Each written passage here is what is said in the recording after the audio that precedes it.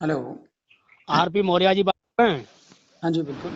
Sir मैं धर्मवीर साक्य पत्रकार बात कर रहा हूँ बदायूं से। जी, पत्रकार जी बताएँ। अभी सर सूचना मिली थी कि आप भी बदायूं से उम्मीदवार बनकर आ रहे हैं। हाँ, बिल्कुल आ रहे हैं। तो ऐसे तो सर त्रिकोणीय समीकरण बनेगा जा करके। आप जो भी बने वो तो बदायूँ की जनता को डिसाइड करना है ना, उसका सही विकल्प क्या है। और सर मुस्लिम समुदाय तो बहुत ही कंफ्यूज है। हुँ? मुस्लिम समुदाय तो बहुत ही कंफ्यूज है। क्यों कन्फ्यूज़ क्यों हैं? किसको विकल्प चुने किसको ना चुने। अच्छा। हम्म, हुँ। तो उधर हाँ, समाजवादी से शिवपाल जी आ रहे हैं, शिवपाल जी के बेटे। अच्छा। हम्म, हाँ, तो जो मुस्लिम समुदाय है विशेष तौर से, वो अभी तक जो है इस देश के अंदर मतलब एक लावारिस-सा महसूस कर रहा है। ठीक जी है? जी जी आप देख रहे हो कि जैसे बीजेपी सरकार आई तो लगातार जब से सरकार आई है तब से वो प्रताड़ित कर रही है।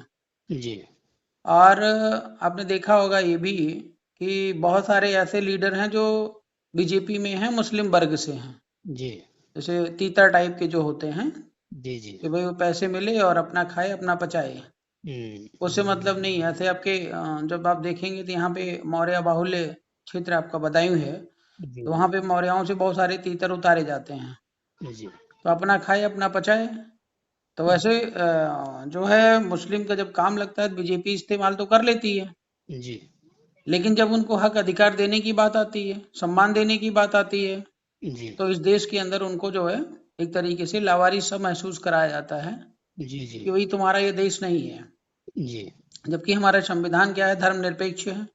जी हर संप्रदाय को समान अधिकार और सम्मान है। जी सबकी अपनी अपनी स्वतंत्रता है।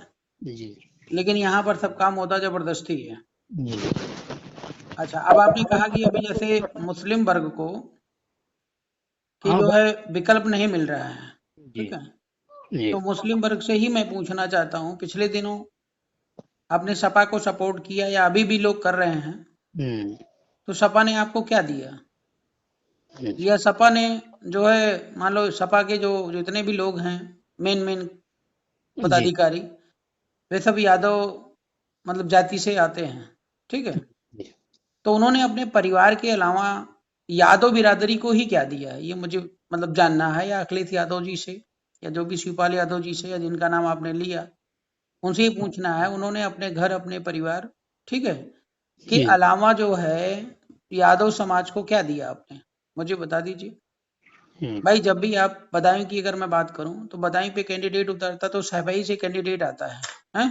जी जी उनके घर और परिवार से आता है। क्या बदायूं में और यादव कैंडिडेट नहीं है? अगर आपको यादव ही उतारने हैं, जी या कोई जो है मुस्लिम कैंडिडेट नहीं है, या कोई मौर्य कैंडिडेट नहीं है, जी तो जी ये तो बात सिर्फ कैंडिडेट की है। लेकिन मैं आपको बताऊं कि पार्टी में जो अखिलेश यादव जी की पार्टी है, कोई भागीदारी नहीं है उसमें।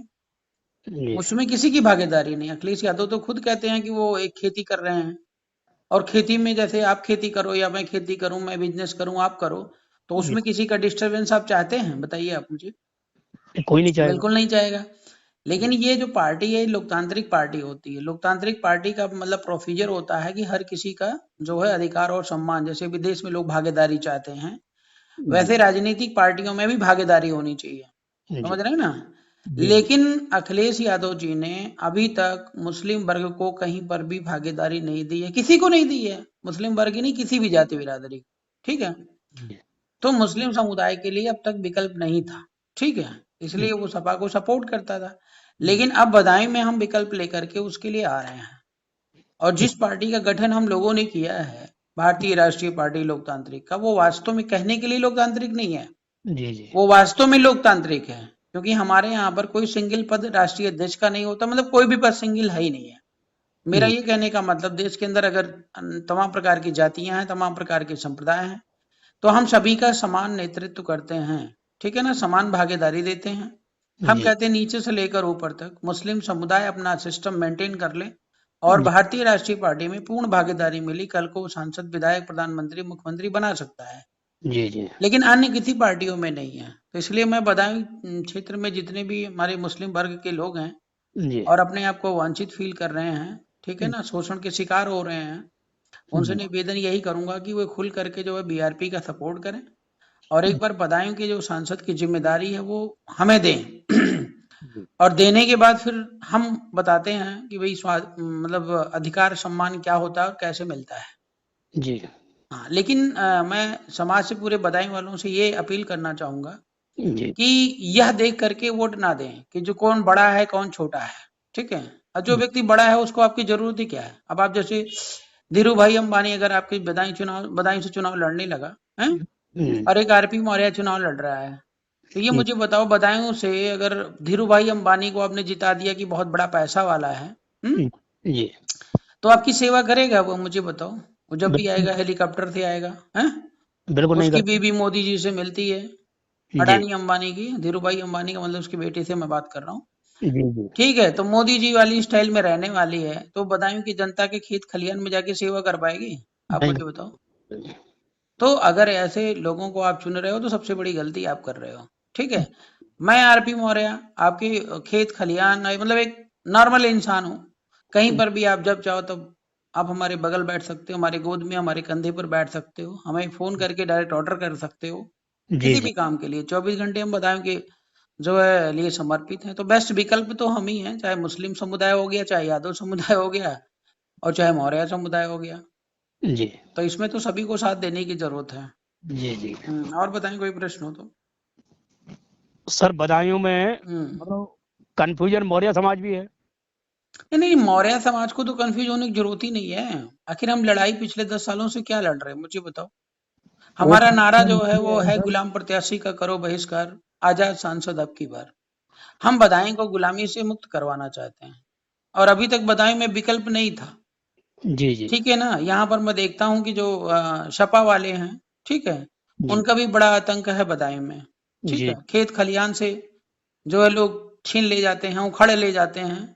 जी उनके शोषण से बचने के लिए जो है बीजेपी आई तो थोड़ी राहत मिली, चलो बीजेपी में कम से कम खेत खलियान तक तो नहीं पहुंच रहे हैं। हम्म, लेकिन बीजेपी के सांड गाय और जो है कुत्ता बिल्ली सब जो है खेत चर ले रहे जी जी जी हैं और उनके जो अधिकार और सम्मान है सब छीने जा रहे हैं। तो बदायूं में मौर्य समाज के पास विकल्प नहीं था, इसलिए पिछली बार मौर्य समाज ने संघमित्रा को चुना, जी जी जी ठीक है ना। लेकिन अब तो हम आपके बीच में विकल्प बनकर खड़े हैं, अब तो लग जाइए, प्रचार प्रसार करिए, घर घर हमारी बात पहुंचाइए, अपनी बात पहुंचाइए और सब लोग संगठित होकर के जिताइए। जी नहीं तो जी उदाहरण मैं बता दूं आपका, बरी चौक का मामला आप जानते ही होंगे, आपके इधर जी जी उछानी में हुआ था, हैं? जी बरी चौक पे जो है बुद्ध की प्रतिमा लगनी थी, जी लगनी थी नहीं लगनी थी। जी अब आप जी पत्रकार हैं तो आपको सब पता होगा। बिल्कुल बिल्कुल लेकिन वो प्रतिमा लगने नहीं पाई, षड्यंत्र के तहत जो है वहां पर जो है महाराणा प्रताप, अरे ठीक है, महाराणा प्रताप से हमारा कोई विरोध नहीं है, जी लेकिन मेरा मतलब प्रशासनिक तौर पर जो चीज पास हुआ है वो काम तो वहां होना चाहिए, हैं? बिल्कुल उस बिल्कुल समय संघमित्रा जी कहाँ थे? उस समय जो है वहां के विधायक हैं बिलसी के, क्या नाम उनका, हरीश साक्या जी कहाँ थे? उस समय दुर्विजय जी कहाँ थे? या उस जी समय केशव प्रसाद मौर्य कहाँ थे? हैं? बदायूं की जनता यहाँ से लेकर हाई कोर्ट तक लड़ी, ठीक है ना, कोई नेता साथ नहीं दिया और जी नहीं साथ देने के बाद जो है वो मामला वहीं दब गया और आज वो महाराणा प्रताप के चौक के उनका बोर्ड बैनर वहां पे लगा हुआ है और वो जी भी उनको भी इंटरेस्ट नहीं है, बस वो लड़ाई झगड़ा का केंद्र बना हुआ था।